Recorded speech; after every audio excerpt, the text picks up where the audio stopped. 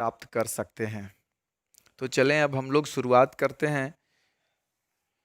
और इसका जैसा कि चैप्टर का जो नाम है वो है हाउ डू ऑर्गेनिज्म रिप्रोड्यूस, मतलब कि इसमें रिप्रोडक्शन कैसे होता है लिविंग ऑर्गेनिज्म में, इसके बारे में हम लोगों को जानकारी प्राप्त करनी है। सबसे पहली बात है कि अगर हम लोग देखें कि हम लोग एक मार्कर जो है उसको खरीद कर लाए, एक और मार्कर लेके आए, तो ये जो है हम लोगों को बार बार बार मार्कर्स खरीद कर लाना पड़ रहा है। और ये क्या है, इसका प्रोडक्शन हुआ है, ये मार्कर का कहीं ना कहीं कोई फैक्ट्रीज में कम जो है वो प्रोडक्शन हुआ। लेकिन अगर हम लोग लिविंग ऑर्गेनिज्म लाते हैं, अपने घर में लाते हैं, अगर एक नया कोई छोटा सा जीव है, छोटा बच्चा है, तो उसको यदि बड़ा कर दें और वो जो है अगर मैच्योर हो जाता है, तो उसके बाद उसमें एक होने वाला प्रोसेस जो है रिप्रोडक्शन के बाद हम लोग को और छोटा छोटा नया नया जीव देखने को मिल जाता है। लेकिन इन सब में ये जो है वैसा नहीं होता है। तो ये कारण क्या है इसका, कि ये जो है प्रोसेस रिप्रोडक्शन के कारण होगा। मतलब कि जितने भी लिविंग ऑर्गेनिज्म हैं वो अपने जैसा जो है वो लिविंग ऑर्गेनिज्म को प्रोड्यूस करने की एबिलिटी रखते हैं। और यही जो है एबिलिटी के कारण इतने पॉपुलेशंस के साथ अलग अलग स्पीसीज वाले जीव जो हैं वो पृथ्वी पर मौजूद हैं। तो हम लोग सबसे पहले जानें कि व्हाट इज रिप्रोडक्शन। रिप्रोडक्शन है क्या? The process of producing new organism similar to parent. मतलब कि ये जो है नया ऑर्गेनिज्म यदि कोई प्रोड्यूस किया जा रहा है, मतलब कि वो न्यू ऑर्गेनिज्म या न्यू ऑफस्प्रिंग उसको कहेंगे, सिमिलर टू पेरेंट। अगर पेरेंट के जैसा ही ऑर्गेनिज्म की प्राप्ति हो रही है यहाँ, तो उसे क्या कहेंगे? हम लोग कहेंगे रिप्रोडक्शन। मतलब the production of new organism, और हम लोग उसको न्यू ऑर्गेनिज्म को क्या कहेंगे? ऑफस्प्रिंग, मतलब संतान, फ्रॉम द एग्जिस्टिंग ऑर्गेनिज्म, मतलब ये हो गया parents of the same species. और उसका जो है स्पीसीज सेम होगा। जब प्रोड्यूस होगा न्यू ऑर्गेनिज्म का जो है जन्म होगा, तो वो उसी स्पीसीज का होगा। अगर कुत्ता है तो उससे जो प्रोड्यूस होने वाला है वो कुत्ते की ही प्रजाति का होगा, सेम स्पीसीज का होगा। गाय का बच्चा है तो वो जो है, तो इस तरह से हम लोग जितने भी जीव को देखेंगे तो वो प्रोड्यूस करेगा अपने जैसा स्पीसीज वाला, प्रोड्यूस करेगा न्यू ऑर्गेनिज्म। तो इस प्रोसेस को कहेंगे रिप्रोडक्शन। और अब हम लोग देखते हैं कि रिप्रोडक्शन का इम्पोर्टेंस क्या है। What are importance of reproduction? तो सबसे पहली बात है कि ये जो है हेल्प करेगा increase population of the species. Species का पॉपुलेशन को इंक्रीज करने का ये काम करेगा। नया नया जीव जो है वो उसी स्पीसीज का नया होते चला जाएगा। और एग्जिस्टिंग ऑर्गेनिज्म जो है वो धीरे धीरे, चूंकि मॉर्टल जितना भी है वो सब जीव जो है एक खास लाइफ स्पैन के बाद सभी जो है वो समाप्त हो जाएंगे। तो उसके जगह पर एक नया जीव आ जाएगा, और उसके रिप्लेस हो जाने के बाद भी जो है वो नया जीव यहाँ पर कंटिन्यूअस मिलता रहेगा। तो ये जो है मेंटेन्स करने का काम करता है। It maintains the food chain in the ecosystem. और यदि उसका पॉपुलेशन बरकरार रहेगा तो वो जो है फूड चेन को भी मेंटेन करने का काम करेगा। जैसे यदि चूहे की संख्या धीरे धीरे घटते चली जाए तो फिर उस पर डिपेंडेंट जीव जो है वो मुश्किल में पड़ सकते हैं। और ये फूड चेन के बाद जो है वो एक फूड वेव भी होता है, और ये जो है वैसे वो भी मेंटेन होगा। अगर एक जीव जो है वो उसकी समाप्ति अगर हो जाती है तो पूरा इकोसिस्टम जो है वो गड़बड़ हो जाएगा। तो यहाँ पर ये मेंटेनेंस करने का काम करेगा, और जिसके कारण क्या होगा? Continuation of life. मतलब कि ये जो है इंश्योर करेगा continuity of life on the earth. अब हम लोग आगे चलेंगे तो देखेंगे कि इसका जो है ये जितना भी हम लोग देखें कि ये मतलब सबसे पहला तो बात है कि वो अपने स्पीसीज का संख्या बढ़ाएगा। दूसरा, फूड चेन, फूड वेव को मेंटेन करने का काम करेगा, और वो जो है लाइफ का कंटिन्यूएशन को इंश्योर करने का काम करेगा पूरे पृथ्वी पर। तो ये जो है ऑर्गेनिज्म रिप्रोड्यूस होते रहेंगे लगातार, और तभी तो हम लोग जो है वो अभी तक पृथ्वी पर बरकरार हैं। इस प्रोसेस के कारण ही जितने भी जीव जंतु हैं वो सब एग्जिस्ट यहाँ जो है वो है, मौजूद हैं। अब यहाँ पर रिप्रोडक्शन जो है इसका, अब हम लोग पूरा एक निचोड़ देखें, ये जो है कंक्लूजन क्या मिला, रिप्रोडक्शन जो है gives rise to more organism with the same basic characteristics as their parent. और ये सब कुछ किसके लिए हुआ, ये जितना भी रिप्रोडक्शन का जो प्रोसेस है ये इसके लिए हुआ कि ये जो है ये राइज होगा नया organism, more organism with the same basic characteristics, और वो जो है बेसिक कैरेक्टरिस्टिक्स होगा एज दियर पेरेंट्स, पेरेंट्स के बेसिक कैरेक्टरिस्टिक्स वाला ही ये ऑर्गेनिज्म जो है उसकी मतलब यहाँ पर एग्जिस्टेंस रहेगा। अब हम लोग देखेंगे कि अगर रिप्रोडक्शन हो रहा है तो कितने तरह का होता है, और इसको अगर ब्रॉडली क्लासिफाई करते हैं तो इसमें दो होगा। हम लोग देखेंगे इसमें कि एक पहला जो है होता है असेक्सुअल रिप्रोडक्शन, मतलब कि इसमें जो है बिना कोई गैमेट का और सिंगल पेरेंट जो है वो रिप्रोड्यूस कर सकता है। Single parent can produce new offspring without the involvement of gametes. अब गैमेट क्या होता है, तो गैमेट जो है वो रिप्रोडक्टिव सेल है जो प्रोड्यूस होता है ऑर्गेनिज्म के रिप्रोडक्टिव ऑर्गन से। हम लोग फिर उसकी चर्चा भी करेंगे।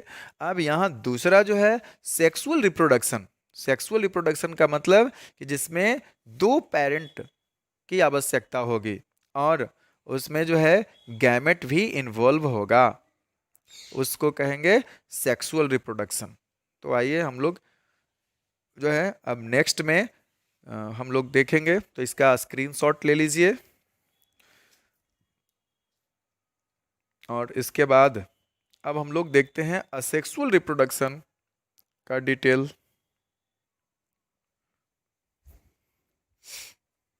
असेक्सुअल रिप्रोडक्शन की हम लोग बात कर रहे थे, तो इसमें क्या होगा, ये जो है single parent can produce new organism without involvement of gametes. तो इसमें जो है गैमेट के बिना ये जो है ऑर्गेनिज्म प्रोड्यूस हो सकता है। The production of new organism from a single parent without the involvement of gametes is called asexual reproduction. अब यहाँ पर बात आती है एक गैमेट की, जो हम लोग सेक्सुअल रिप्रोडक्शन में उसको विस्तार पूर्वक पढ़ेंगे। और यहाँ पर हम लोग थोड़ा सा जान लें कि ये जो है गैमेट क्या है। गैमेट जो है वो सेक्स सेल कहते हैं उसको, और ये जो है रिप्रोडक्टिव ऑर्गन से प्रोड्यूस होने वाला सेल है, उसको रिप्रोडक्टिव सेल भी कह सकते हैं। और ये जो है हैप्लॉइड सेल होता है, मतलब कि हाफ नंबर ऑफ क्रोमोजोम्स इसमें पाया जाएगा। वैसा सेल जिसमें हाफ नंबर ऑफ क्रोमोजोम्स पाया जाए वो कहलाता है हैप्लॉइड सेल, और इसका जो है प्रोडक्शन होगा मियोसिस सेल डिवीजन के थ्रू, और ये होगा यहाँ रिप्रोडक्टिव ऑर्गन्स में। तो special type of cells produced by the reproductive organs which contains half number of chromosomes are called gametes. और ये दोनों फ्यूज होके, मतलब दो गैमेट होगा, मेल गैमेट और female gamete. There are two types of gametes, तो यहाँ पर male gamete and female gamete. तो ये जो है मेल गैमेट और फीमेल गैमेट दोनों फ्यूज्ड होके और ये जो है सिंगल सेल बन जाता है, तो उसको कहते हैं जाइगोट। वो जो है सेक्सुअल रिप्रोडक्शन में हम लोग को पढ़ना है। तो यहाँ पर हम लोग देखेंगे असेक्सुअल रिप्रोडक्शन का वेरियस मेथड्स। इसमें जो है असेक्सुअल रिप्रोडक्शन में कौन कौन सा आएगा, एक है फिजन, बाइनरी फिजन और मल्टीपल फिजन। इसमें दो तरह का हम लोग फिजन देखेंगे, बाइनरी फिजन और मल्टीपल फिजन। ये जो है यूनिसेलुलर ऑर्गेनिज्म में होगा, बैक्टीरिया में होगा और अमीबा में, पैरामीशियम में, ये सब में पाया जाएगा। तो इसमें जो है मोनेरा और प्रोटिस्टा दो, इसमें जो है हम लोग को देखने को मिलेगा दो किंगडम जो है वो इसमें बाइनरी फिजन और मल्टीपल फिजन करता है।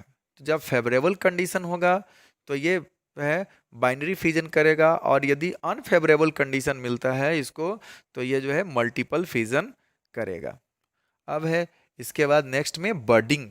बर्डिंग जो है वो हाइड्रा ऐसा मतलब कुछ मल्टी सेलुलर ऑर्गेनिज्म भी कर सकते हैं, और वो जो है वो यूनिसेलुलर ऑर्गेनिज्म भी करता है, जैसे ईस्ट में होगा बर्डिंग के द्वारा।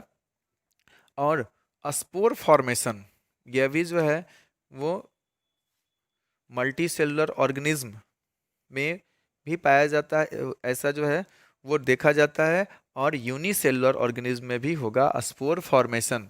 तो जैसे इसमें फंगी ये सब जो है स्पोर फॉर्मेशन के द्वारा, एल्गी है वो सब इसमें रिप्रोड्यूस करेगा। और एक है रीजेनरेशन। रीजेनरेशन का मतलब कि अगर कोई पार्ट्स उसका जो है इंजर्ड हो गया, कट गया, तो वो फिर से न्यू पार्ट्स जो है वो उसका उगाता है, इसे कहते हैं रीजेनरेशन। या फिर कोई नया जीव भी इससे जो है फुल्ली ग्रोन होके एक न्यू ऑर्गेनिज्म बन जाएगा, जैसे कि प्लेनेरिया में देखा जाता है। हम लोग इसको बारी बारी से देखेंगे। तो जैसे अगर किसी छिपकली की पूंछ कट जाए तो उसमें भी जो है उसका पूंछ नया उगाता है, तो ये एक रीजनरेशन का एग्जाम्पल है। और फिर इसमें एक होता है सालमेंडर, और यदि सालमेंडर का पूरा लिम्ब कट जाए, एक पैर कट जाए उसका, तो वो पूरा पूरा आ जाता है। जैसे अगर मान लीजिए कि यहाँ से कट गया है इसका, तो ये एक यहाँ जो है ये मुड़ने वाला यहाँ, मतलब कि उसमें सब कुछ जितना भी जैसे पहले जैसा ही ये हो जाता है। इसमें एक हड्डी जो यहाँ जैसे ये वाला जो है ह्यूमरस है, रेडियस अल्ना है, वो सब इसमें ज्वाइंट्स जैसे है वैसे ही हो जाएगा। और ये सब फिंगर्स ये सब पूरा पूरा जो है वो रीजनरेट हो जाएगा। तो इस तरह से जो है हम लोग उसमें एग्जाम्पल्स देखेंगे। और इसके अलावा जो है हम लोग का घाव यदि जख्म कहीं होता है तो वो कुछ दिन के बाद देखते हैं कि वो पूरा भरा जाता है। तो ये जो है भरने की प्रक्रिया भी जो है वो रीजनरेशन का होगा। अब इसमें एक और है फ्रैगमेंटेशन। अगर छोटा सा कहीं टुकड़ा जैसा कि स्पाइरोगाइरा में होता है, ये जो है मल्टी सेलुलर ऑर्गेनिज्म है, लेकिन लोअर ऑर्गेनिज्म में ऐसा देखने को मिलता है। स्पाइरोगाइरा जो है अगर उसका छोटा सा टुकड़ा फ्रैगमेंट्स जो है उसका कहीं पानी में है और वो टूटकर अलग हो गया, तो वो नया ग्रो करके और वो बड़ा हो जाएगा। तो इस तरह से उसमें फ्रैगमेंट्स अगर वो जो है वो नया जीव बना ले तब उसको कहते हैं फ्रैगमेंटेशन। और अब एक और लास्ट है, ये जो है प्लांट्स में देखने को मिलता है वेजिटेटिव प्रोपेगेशन। मतलब कि प्लांट्स जो है वो उसका vegetative parts, stem, leaves, root, ये सब जो है उसका वेजिटेटिव पार्ट्स कहलाता है। और फ्लावर, फ्रूट्स, सीड, ये सब जो है उसका रिप्रोडक्टिव पार्ट हो जाएगा। तो यहाँ जो है वो बिना सीड का जो है वो नया जीव उत्पन्न हो मतलब ये जो है नया पौधा जो है वो हो सकता है, प्रोड्यूस हो सकता है। तो इस प्रोसेस को कहेंगे वेजिटेटिव प्रोपेगेशन। और इसमें दो तरह का होता है। हम लोग बात करेंगे इसमें नेचुरल वेजिटेटिव प्रोपेगेशन की, और फिर आर्टिफिशियल वेजिटेटिव प्रोपेगेशन। तो नेचुरल प्रोपेगेशन जो है वेजिटेटिव प्रोपेगेशन, इसमें आएगा स्टेम द्वारा, फिर उसका रूट द्वारा भी हो सकता है, और लीव्स के द्वारा भी ये रिप्रोडक्शन इसमें होता है। और आर्टिफिशियल वेजिटेटिव प्रोपेगेशन में अलग अलग हम लोग टेक्निक यूज़ करते हैं, कटिंग, लेयरिंग, ग्राफ्टिंग और टिश्यू कल्चर। तो हम लोग इसमें नेक्स्ट में हम लोग देखेंगे बारी बारी से। सबसे पहले